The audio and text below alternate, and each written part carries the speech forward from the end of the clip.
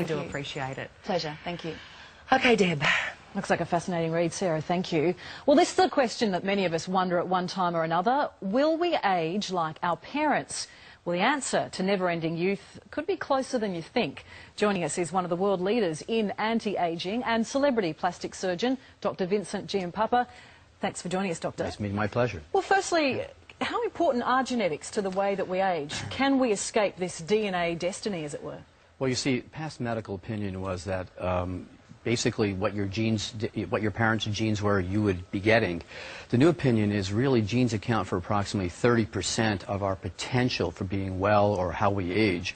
So that leaves 70% basically in our power to control our environment, our lifestyle, to really make the difference.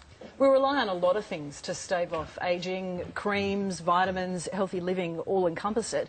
But can we do anything to look after our DNA? Well, I think the most important thing we've learned at both the research level and clinical level is, number one, is to prevent damage to our DNA, and number two is to help DNA repair itself.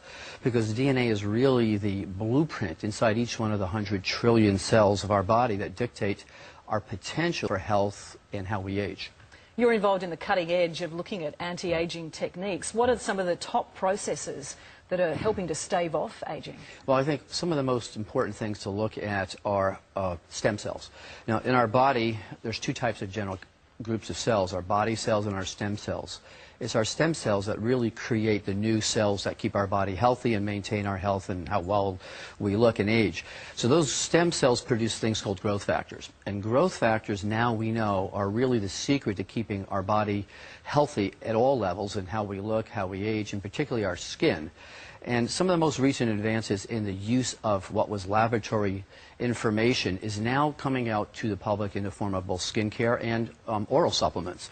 And particularly the new Luminesce product line that has come out with topical skincare using growth factors that actually allow our body to help heal itself or restore itself at the level of skin, wrinkles, and aging itself. Sounds extraordinary. And another technique that's being explored is organ replacement. It sounds fairly extreme to prevent getting old. How does that work? Well, you know, organ replacement is a whole nother type of area where we're starting to use the potential of stem cells.